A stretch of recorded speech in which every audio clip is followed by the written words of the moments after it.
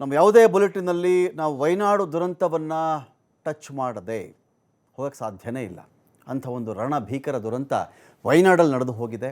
ವಯನಾಡಲ್ಲಿ ಇವತ್ತಿಗೆ ಕನಿಷ್ಠ ಪಕ್ಷ ಡೆಡ್ ಬಾಡಿ ಆದರೂ ಸಿಕ್ಕಬೇಕಪ್ಪ ಅಂಥೇಳಿ ಅದೆಷ್ಟು ಸಾವಿರ ಜನ ಹುಡುಕ್ತಾ ಇದ್ದಾರೋ ಗೊತ್ತಿಲ್ಲ ನಮಗೆ. ಆ ಪರಿಯಲ್ಲಿ ಅಲ್ಲಿ ಮಳೆ ಸುರಿದಿದೆ, ಪ್ರವಾಹ ಬಂದಿದೆ, ಭೂಮಿ ಕುಸಿದು ಹೋಗಿದೆ, ಗುಡ್ಡಗಳೇ ಕುಸಿದು ಬಿದ್ದುಬಿಟ್ಟಿವೆ.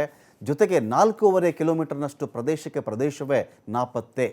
48 ಗಂಟೆಗಳ ಹಿಂದೆ ಹುಡುಕಿದ್ದಿದ್ರೆ ಆ ಪ್ರದೇಶ ಇತ್ತು, ಇಲ್ಲಿ ಸ್ವಲ್ಪ ಜನ ವಾಸ ಮಾಡ್ತಾ ಇದ್ದರು. ಇಲ್ಲಿ ಒಂದು ಆಸ್ಪತ್ರೆ ಇತ್ತು, ಒಂದು ಶಾಲೆ ಇತ್ತು, ದೇವಸ್ಥಾನ ಇತ್ತು, ಇಲ್ಲಿ ಒಂದು ರೈಲ್ವೆ ಸ್ಟೇಷನ್ ಇತ್ತು ಈ ಕಡೆಗೆ. ಆನಂತರದಲ್ಲಿ ಇಲ್ಲೊಂದು ಅಂಗಡಿಗಳಿದ್ವು, ಮನೆಗಳಿದ್ವು, ಹಳ್ಳಿ ಇತ್ತು, ಎಲ್ಲ ಇತ್ತಲ್ಲ. ಈ 48 ಗಂಟೆ ಆದಮೇಲೆ ಇವಾಗ ಚೆಕ್ ಮಾಡಿಕೊಂಡ್ರೆ ಅಲ್ಲಿ ಏನೂ ಇಲ್ಲ. ನಾಮಾವಶೇಷ ಅಂತಾರಲ್ಲ, ಅದೇ ವಯನಾಡಲ್ಲಿ ಇವತ್ತಿಗೆ ಅನೇಕ ಪ್ರದೇಶಗಳು ನಾಮಾವಶೇಷ ಆಗಿಬಿಟ್ಟಿದೆ. ಅಷ್ಟು ಒಂದು ಭೀಕರ ದುರಂತ ವಯನಾಡು ಭಾಗದಲ್ಲಿ ಸಂಭವಿಸಿಬಿಟ್ಟಿದೆ. ಸುಮಾರು 93 ಜನ ಇಲ್ಲಿವರೆಗೂ ಸತ್ತಿರೋದು. ಈಗ ನೋಡಿ, ಈಗ ಇನ್ನೂ 5 ಜಾಸ್ತಿ ಆಯಿತು. ಈಗಷ್ಟೇ ಈ ಕ್ಷಣಕ್ಕೆ 5 ಜಾಸ್ತಿ ಆಯಿತು, 98. ಈ ಕ್ಷಣಕ್ಕೆ ಸತ್ತಿರುವವರ ಸಂಖ್ಯೆ 98ಕ್ಕೆ ಬಂದು ತಲುಪಿದೆ. ಇನ್ನೂ ಎಷ್ಟಾಗುತ್ತೋ ಗೊತ್ತಿಲ್ಲ, ಕಾರಣ ನಮಗೆ ಗೊತ್ತಿರಲಿ.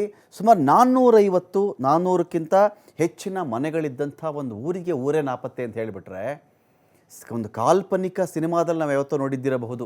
ಈ ಥರ ಒಂದೇನೋ ಸಮುದ್ರ ಬಂದಿತ್ತಂತೆ, ಜೋರಾಗಿ ಅಲೆ ಇತ್ತಂತೆ, ಅಲ್ಲಿ ಮುಳುಗಿ ಹೋಯ್ತಂತೆ, ಇದೆಲ್ಲ ಕೇಳಿರ್ತೀವಲ್ವ ನಾವು. ಅದನ್ನು ಮೀರಿಸಿದಂಥ ಒಂದು ದುರಂತ ವಯನಾಡಲ್ಲಿ ನಡೆದು ಹೋಗಿದೆ ಇದೀಗ. ಅಂಥ ದುರಂತ ಅದು.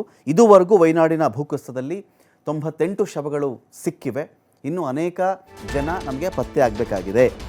ನೀರಿನ ಹರಿವು ಕಡಿಮೆ ಆಗ್ತೊಡಿ, ಅಲ್ಲಿ ನೀರಿನ ಹರಿವು ಇಲ್ಲಿವರೆಗೂ ಜಾಸ್ತಿನೇ ಇತ್ತು, ಹಾಗಾಗಿ ಡೆಡ್ ಬಾಡಿಗಳು ಕಾಣಿಸ್ತಾ ಇರಲಿಲ್ಲ. ನೀರಿನ ಮಟ್ಟ, ಹರಿಯುವ ನೀರಿನ ಮಟ್ಟ ಕಡಿಮೆ ಆಗ್ತಾ ಇದ್ದಂತೆಯೇ ಒಂದಷ್ಟು ಹೆಣೆಗಳು ಕಾಣಿಸ್ತಾ ಇವೆ. ಕಾಣಿಸ್ತಾ ಹೋಗಿ ಆ ಶವಗಳನ್ನು ತಗೊಂಡು ಬಂದು ದಡಕ್ಕೆ ಹಾಕೋದೇ ಕೆಲಸ. ಹೆಜ್ಜೆಗೂ ಒಂದೊಂದು ಹೆಜ್ಜೆ ಇಟ್ಟರೆ ಸಾಕು ಒಂದೊಂದು ಶವಗಳು. ಅಲ್ಲಿ ಕೆಸರು ಸಿಗ್ತಾ ಇರೋದಕ್ಕಿಂತ ಹೆಚ್ಚಾಗಿ ಶವಗಳೇ ಸಿಗ್ತಾ ಇದೆ ಅಂತ ಹೇಳಬಹುದು. ಆ ಪರಿಯಲ್ಲಿ ಹೆಣಗಳ ರಾಶಿ ಇದೆ.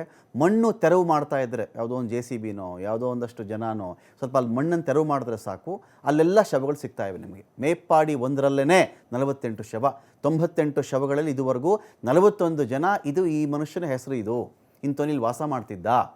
41 ಜನಗಳದ್ದು ಮಾತ್ರ ಗೊತ್ತಾಗಿರೋದು. ಈ ಮನುಷ್ಯನಿಗೆ ಇಂಥ ಹೆಸರನ್ನು ಇಟ್ಕೊಂಡು ಕೆಲವು ಗಂಟೆಗಳ ಹಿಂದೆ ಕರೀತಾ ಇದ್ರು ಅಂಥೇಳಿ ಒಂದಷ್ಟು ಬಾಡಿ ಸಿಕ್ಕಿದೆ, ಅಲ್ಲಿ ಗೊತ್ತಾಗಿದೆ. ಅಲ್ಲಿ ಸಂಬಂಧಿಕರಿಗೆ ಇದೀಗ ಶವ ಗುರುತು ಪತ್ತೆ ಹಿಡಿಯೋದೇ ದೊಡ್ಡ ಕೆಲಸ ಆಗಿದೆ. ನಿಮ್ಗೆ ಇನ್ನೂ ಆಶ್ಚರ್ಯ ಆಗೋದು ಏನು ಗೊತ್ತಾ? ಒಂದು 500 ಮೀಟ್ರಲ್ಲಿ 600 ಮೀಟ್ರಲ್ಲಿ ಯಾರೋ ನೀರಲ್ಲಿ ಮುಳುಗಿ ಸತ್ತು ಹೋದ್ರು ಅಂತ ಹೇಳಿದಾಗ ಅವ್ರ ಬಾಡಿ ಸಿಗುತ್ತೆ. ಇಲ್ಲಿ ಬಿದ್ರಂತೆ ಅಂದಾಗ 500 ಮೀಟ್ರು 600 ಮೀಟ್ರು ಅಬ್ಬಬ್ಬಾ ಅಂದರೆ ಒಂದು 2 ಕಿಲೋಮೀಟ್ರ್ ಅಂತ ಅಂದ್ಕೊಳ್ಳೋಣ ನಾವು. ಆದರೆ ಇಲ್ಲಿ 30 ಕಿಲೋಮೀಟರ್ ದೂರದಲ್ಲಿ ಶವ ಸಿಕ್ಕಿದೆ ಅಂತ ಹೇಳಿದ್ರೆ ನೀರಿನ ರಭಸವನ್ನು ಅರ್ಥ ಮಾಡ್ಕೊಳ್ಳಿ ನೀವು. ಒಂದು 400 ಮನೆಗಳು ಇಲ್ಲವೇ ಇಲ್ಲ ಅಂತ ಹೇಳಿದ್ರೆ ಇನ್ನು ಯಾವ ಪರಿಯಲ್ಲಿ ಅಲ್ಲಿ ಈ ಮಳೆರಾಯನ ಅಬ್ಬರ, ಪ್ರವಾಹದ ಅಬ್ಬರ ಇದ್ದಿರಬೇಕು, ನೀವು ಯೋಚನೆ ಮಾಡ್ಕೊಳ್ಳಿ. ಅಲ್ಲಿ ಇಳಿದ್ರೆ ಸಾಕೀಗ ಕಾಲಿಗೋ ಕೈಗೋ ಎಲ್ಲೋ ಒಂದು ಶವ ಸಿಗುತ್ತೆ. ಎಲ್ಲೋ ಯಾರ್ದೋ ಕಾಲು ಎದ್ದಿರುತ್ತೆ ಆ ಕೆಸರಿನ ಮಧ್ಯದಲ್ಲಿ, ಎಲ್ಲೋ ಒಂದು ಕೈ ಎದ್ದಿರುತ್ತೆ ಅಲ್ಲಿ. ಅಲ್ಲಿ ಯಾವುದೋ ಬಾಡಿ ಇದೆ ನೋಡ್ರಪ್ಪ, ಹುಡುಕ್ರಪ್ಪ, ಅಗಿರಪ್ಪ, ತೆಗೀರಪ್ಪ, ಇದೇ ಕಥೆ ಆಗಿಬಿಟ್ಟಿದೆ.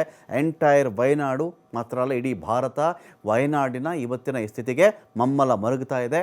ನೀರು ಸ್ವಲ್ಪ ಕಡಿಮೆ ಆದರೆ ಸಾಕು, ಒಂದು ಡೆಡ್ ಬಾಡಿ ಕಾಣಿಸ್ತಾ ಇದೆ.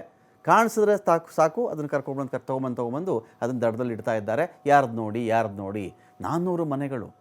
ಒಂದು ಅಂದಾಜಿಗೆ ನಾನು ಹೇಳ್ತಾ ಇದ್ದೀನಿ, ಒಂದು ಮನೆಯಲ್ಲಿ ಒಂದು 5 ಜನ ಇರ್ತಾರೆ ಅಂತ ಅಂದ್ಕೊಳ್ಳೋಣ. ಒಂದು ಮನೇಲಿ ಒಂದು 5 ಜನ ವಾಸ ಮಾಡ್ತಾರೆ.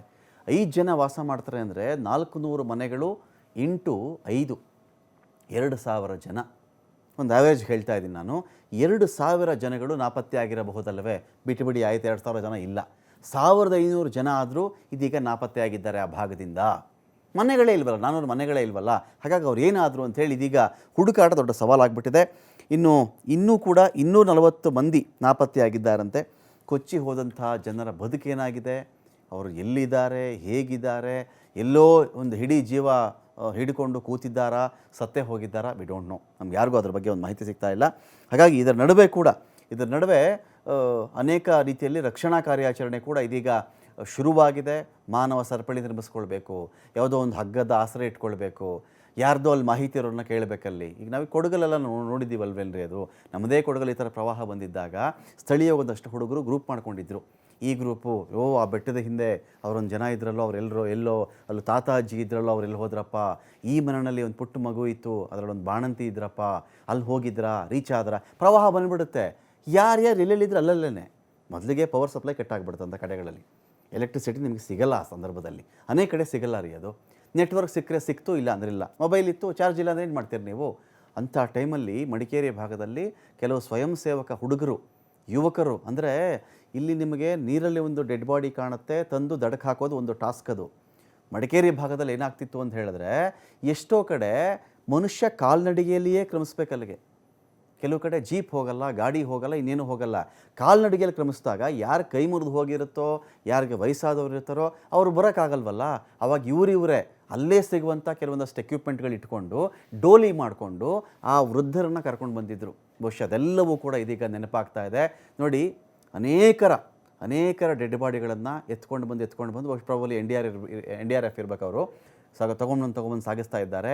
ಹಾಗಾಗಿ ಇಲ್ಲಿ ಆಲ್ರೆಡಿ ಈಗ 98 ಶವಗಳು ಈ ಕ್ಷಣಕ್ಕೆ ವಯನಾಡಲ್ಲಿ ಸಿಕ್ಕಿದೆ. ಅವಸ್ಥೆയിലായിരുന്നു.